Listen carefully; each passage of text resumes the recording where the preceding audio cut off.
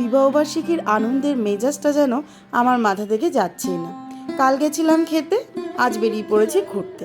Hello everyone, আমি পিয়ালি, আর আমার নতুন আরেকটা ব্লগে আপনাদের সবাইকে ওয়েলকাম। কেমন আছেন আপনারা সবাই? আমি কিন্তু ফাটাফাটি আছি। আর কেন জানেন আজ বেশি রকম ফাটাফাটি আছি? কারণ আজ বেরিয়ে পড়েছি ঘুরতে। আর ঘুরতে যাওয়ার নাম শুনলেই না আমার মনটা এমনিই ভালো হয়ে যায়। কিন্তু এত সকাল সকাল কোথায় যাচ্ছি? যাচ্ছি আমার দিদির বাড়িতে। এই দেখুন, পৌঁছেও গেছি। আমার দিদিভাইয়ের বাড়ি কিন্তু আমার বাড়ির থেকে বেশ অনেকটাই দূরে। তাই সকাল সকাল বেরিয়ে পড়েছি, ওদের বাড়িতে এলাম। এবার ওদের বাড়ির থেকে যাব ঘুরতে। এই দেখুন, এই পুচকুটাকে দেখুন, এই পুচকুটার সাথে আপনাদের সাথে একটু আলাপ করিয়ে দিই। এই পুচকুটা হচ্ছে আমার দিদিভাইয়ের ছেলে। ওদের বাড়িতে এসে স্নান আর খাওয়া দাওয়াটা চটপট সেরে নিয়েছি। হ্যালো এভরিওয়ান, তো দেখতেই পাচ্ছেন রেডি হয়ে গেছি। এখন বেরাবো। ঘড়িতে কটা বাজে জানেন? 2টোরও বেশি বেজে গেছে। তো ওই জন্য দেরি হয়ে গেল ঠিকই, কিন্তু কি বলুন তো, এত রোদ তো ওখানে তো খালি পায়ে ঘুরতে লাগবে। তো খালি পায়ে না এই রোদের মধ্যে হাঁটাও যাবে না। ওই জন্য একটু বেলা করে বেরালাম, নাইট শোটা দেখে একেবারে ফিরবো। তো চলুন আপনাদেরকে সাথে করে নিয়ে যাব, দেখাবো। আমি শুনেছি জায়গাটা খুব সুন্দর, খুব ভালো লাগবে। তো অনেক দিন ধরে ভেবে তো ফাইনালি আজকে যাওয়াটা হচ্ছে। তো চলুন যাই, বেরিয়ে পড়ি, আর দেরি করব না। আর তার আগে আপনাদেরকে আমার লুকটা একটু দেখিয়ে দিই। তো এই হচ্ছে আমার ফাইনাল লুক। দেখতেই পাচ্ছেন আমি একটা সালোয়ার পরেছি। চলুন বেরিয়ে পড়া যাক। বেরিয়ে পড়েছি, আর অনেকটা রাস্তাও কিন্তু চলে এসেছি। যাচ্ছি কোথায় জানেন? হ্যাঁ, থাম্বনেল দেখে নিশ্চয়ই বুঝতে পেরে গেছেন, আদিযোগী স্ট্যাচুতে যাচ্ছি। আমাদের ব্যাঙ্গালোর থেকে 60 কিলোমিটার দূরে চিক্কাবাল্লাপুর, সেখানেই নতুন তৈরি হয়েছে এই আদিযোগী স্ট্যাচু। অন্য কথায় যাই, তার আগে এই রাস্তাটা আপনাদের একটু দেখিয়ে দিই। কি সুন্দর দেখেছেন রাস্তাটা তৈরি হয়েছে? এই রাস্তাটা কিন্তু কিছুদিন আগেও খুব খারাপ অবস্থায় ছিল। খুব রিসেন্টলি এই রাস্তাটা এত সুন্দর করে তৈরি করা হয়েছে। আমরা কিন্তু অনেকবারই এই ট্রিপটার জন্য প্ল্যান করেছি, কিন্তু এই রাস্তাটার জন্য অনেকবারই ক্যান্সেল করতে লেগেছে। এই রাস্তাটা কিন্তু আগে এত ভালো ছিল না, আর এখন রাস্তাটা এত সুন্দর করে দিয়েছে যে রাত্রিবেলা থাকার তো কোনো ব্যাপারই নেই। আপনি দিনে রাত্রে যখন খুশি ট্রাভেল করতে পারবেন।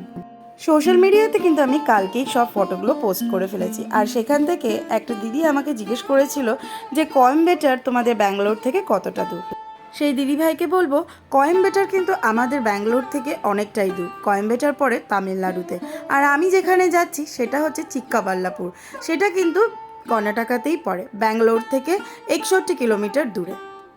আপনারা সবাই বিখ্যাত কোয়েম্বাটোরের ঈশা ফাউন্ডেশনের এই আদিযোগী স্ট্যাচু বলে জানেন, কিন্তু খুব রিসেন্টলি আমাদের ব্যাঙ্গালোরের খুব কাছে কিন্তু এই রেপ্লিকাটা তৈরি করা হয়েছে। বলতে পারেন 1 বছর হবে এটা ওপেন হয়েছে। এই জায়গাটা কিন্তু ব্যাঙ্গালোরের এয়ারপোর্ট থেকে খুব কাছে হবে। আমি রওনা দিয়েছিলাম ব্যাঙ্গালোরের কেয়ারপুরাম থেকে।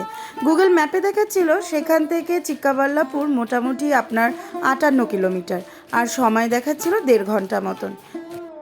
কিন্তু আমাদের কিন্তু পৌঁছাতে 2.5-3 ঘন্টা লেগে গেছে। কেন জানেন? এই যে রাস্তায় দাঁড়িয়ে ফটো তুললাম, আর জায়গাটাও তো নতুন, রাস্তাও অত ভালো চিনি না। গুগল ম্যাপে যেরকম দেখাচ্ছিল সেইভাবেই কিন্তু পৌঁছাতে লেগেছে। চলুন, আমরা কিন্তু পৌঁছে গেছি আমাদের ডেস্টিনেশনে। এত বড় জায়গা আর এত সুন্দর জায়গা দেখে বুঝতেই পারছেন জায়গাটা কিন্তু অনেক বড়। যদি আমার কাছে ড্রোন থাকতো তাহলে আমি আপনাদেরকে পুরো জায়গাটা ওপর থেকে দেখাতে পারতাম, আর আপনারাও বুঝতে পারতেন যে জায়গাটা ঠিক কত বড়। যদি এই জায়গাটায় কেউ যাবেন ভাবছেন কিংবা মনে করছেন এই ট্রিপটা করবেন, তাহলে আমার এই ভিডিওটা কিন্তু সত্যি আপনাদের খুব কাজে লাগবে। যদি মনে করছেন সকাল সকাল বেরিয়ে পড়বেন আর সকাল সকাল ওখানে যাবেন, ওখানে গিয়ে ঘুরবেন, তাহলে বলবো একদমই তা করবেন না। বেরোবেন ঠিক দুপুরবেলায়, যাতে বিকাল আর সন্ধ্যাবেলার মধ্যে আপনারা পৌঁছে যেতে পারেন। জায়গাটা কিন্তু খালি পায়ে ঘুরতে হয়, আর খালি পায়ে ঘুরতে মানে বুঝতে পারছেন এই টাক ফাটা রোদে কিন্তু পায়ের অবস্থা খারাপ হয়ে যাবে। তাই বলবো দুপুরের পরে যদি আপনারা বেরোতে পারেন, মোটামুটি 5টার মধ্যে পৌঁছে গেলেই হলো। 5টার পরে 2 ঘন্টা আপনারা ওখানে ঘুরে নেবেন, আর তারপরে 7টা থেকে শুরু হয়ে যায় লাইট শো। এই সেই বিশাল স্ট্যাচু, যেটা কিন্তু 112 ফুট উঁচু। ওম নমঃ শিবায়। এই স্ট্যাচুর ঠিক নিচে কিন্তু একটা শিবলিঙ্গের মন্দির আছে। সেখানে জল ঢালতে দেয় কিনা আমার ঠিক জানা নেই। আমার এক বান্ধবী বলেছিল জল ঢালতে দেয়, কিন্তু আমি গিয়ে কিন্তু সেখানে সেরকম কিছু দেখতে পেলাম না। পুজো দেওয়ার জন্য শুধু দুটো প্রদীপ আর একটু ফুল, ব্যাস ওইটুকুই যথেষ্ট। এই স্ট্যাচুর ঠিক উল্টো দিকেই রয়েছে আরেকটা মন্দির, সেটা হচ্ছে নাগ মন্দির। এই যে দেখতে পাচ্ছেন, এখানে কিন্তু ভিডিও করা একদমই অ্যালাউ নয়। চলুন এবার এই জায়গাটা একটু ঘুরে নেব। বুঝতেই পাচ্ছেন অনেকটা বড় জায়গা, তাই একটু হাঁটাচলা করেই ঘুরতে লাগবে, এছাড়া অন্য কিছু দেখার মতন নেই।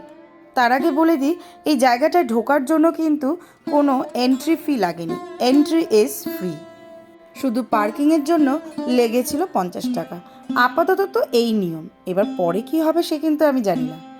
এত লোকের আগমন, আমার মনে হচ্ছে খুব শীঘ্রই এরা এন্ট্রি ফিতে কিছু চেঞ্জ লাগাবে। চলুন, শুরু হয়ে গেছে laser show, light show, night show, যেটা আপনারা বলবেন শুরু হয়ে গেছে। কি যে অপূর্ব দৃশ্য আমি আপনাদেরকে বলে বোঝাতে পারবো না। সবটা তো আপনাদের সাথে শেয়ার করতে পারলাম না, কারণ নালে ভিডিও হয়ে যাবে বিশাল বড়। এই লাইট শোটা কিন্তু ঠিক সন্ধ্যা 7টা থেকে শুরু হয় রাত্রি 8টা অবধি। এই লাইট শোটা দেখার জন্য কিন্তু এখানে হাজির হয়েছে প্রচুর লোক।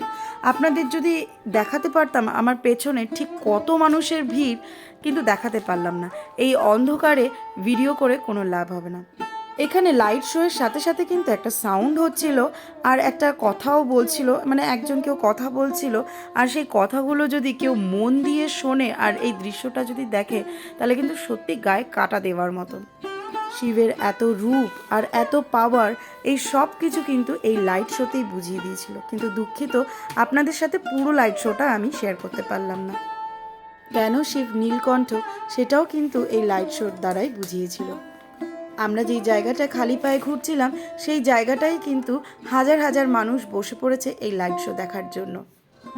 একটা চাদর নিয়ে গেলে ভালো ছিল জানেন, বিছানার চাদর কিংবা কোনো ম্যাট, সেরকম কিছু নিয়ে গেলে ভালো ছিল। কারণ একদম যেহেতু মাটিতেই বসিয়ে দিয়েছে, তাই এতগুলো বাচ্চা নিয়ে গেছি, তাদেরকে বসাতে বেশ অসুবিধাই হয়েছিল। দুঃখিত, আপনাদের সাথে আমি সাউন্ডটাও শেয়ার করতে পারলাম না, কারণ সাউন্ডটা যদি আমি শেয়ার করতাম আমার মনে হয় আমি কপিরাইট খেতাম, ওই জন্য আমি সাউন্ডটা শেয়ার করতে পারলাম না। এতক্ষণ ধরে যারা যারা আমার ভিডিওটা দেখছেন, যারা যারা আমার ব্লগটা দেখছেন আর মনে করছেন ভালো লাগছে, তাদেরকে বলবো অবশ্যই একটা লাইক করে দেবেন। লাইক করলে না আমি আরও নতুন নতুন ভিডিও বানাতে আমার ভালো লাগবে, তাই বলছি ভালো লাগলে অবশ্যই একটা লাইক করবেন। আর যদি নতুন বন্ধু হন আর আমার নতুন নতুন ব্লগ দেখতে চান, তাহলে বলবো তাদেরকে আমার চ্যানেলটাকে সাবস্ক্রাইব করে আমার পাশে থাকবেন। আর এই যে দেখছেন স্পটলাইটগুলো, এইগুলো কিন্তু পেছনে যে পাহাড়গুলো রয়েছে সেই পাহাড়গুলোর মধ্যে লাইটিং হচ্ছিল। চলুন আপনাদের একটুখানি দেখিয়ে দিই যে পেছনের পাহাড়গুলোতে এই লাইটগুলো দিয়ে কী সুন্দর লাইটিং হচ্ছিল। এই দেখুন কি সুন্দর লাগছে না? এই পুরো পেছনটা কিন্তু পুরোটাই পাহাড়, আর পাহাড়ে এই লাইট ফেলে বুঝিয়ে দিল যে লাইট শোটা কিন্তু শেষের মুখে। চলুন তাহলে আজকের আমরা বেরিয়ে পড়ি এখান থেকে। খিদেও পেয়ে গেছে প্রচুর জোরে জানেন। এই যে একটা ধাবায় ঢুকে পড়েছি, ওখান থেকে বেরিয়ে কাছাকাছি অনেক ধাবা আছে, যে কোনো একটা ধাবাতে ঢুকে পড়লেই হবে। তো ওখানে একটা ধাবায় ঢুকে পড়েছি, আর দেখুন এখন খাওয়া দাওয়া করব, মানে প্লেটে দাওয়া নিয়ে হচ্ছে অপেক্ষা, প্লেটে দিলেই খাবার কিন্তু মোটামুটি শেষ হয়ে যাবে। আমরা ঢুকেছিলাম এম্পোরিয়াম ধাবাতে, আর এই এম্পোরিয়াম ধাবার জায়গাটা দেখুন বেশ সুন্দর। কিন্তু ইচ্ছা ছিল বাইরে বসেই খাওয়ার, কিন্তু এত ঠান্ডা ঠান্ডা হাওয়া দিচ্ছিল যে বাইরে বসে খেলে বাচ্চাগুলো নির্ঘাত ঠান্ডা লেগে যেত, ওই জন্য ওই ঘরগুলোর ভেতরেই ঢুকে পড়েছি। খাওয়া দাওয়া সেরে চলে যাব দিদিভাইয়ের বাড়িতে। আজকের আর বাড়ি ফেরা হবে না জানেন, কারণ কি এখনই ঘড়িতে 9:30 মতন বাজে। এই খেতে খেতে বেরোতে বেরোতে কিন্তু 11টা বেজে যাবে, আর দিদিভাইয়ের বাড়িতে পৌঁছাতে পৌঁছাতে 12:30। এই দেখুন খাওয়ার কিন্তু প্লেটে অর্ধেক নেই। আপনাদের আমি অর্ধেক ভিডিও দেখালাম, মানে খাওয়ারের অর্ধেক ভিডিও দেখাচ্ছি, কারণ খেতে খেতে দিতে দিতে শেষ। চলুন আজ তাহলে আসি, সবাই ভালো থাকবেন।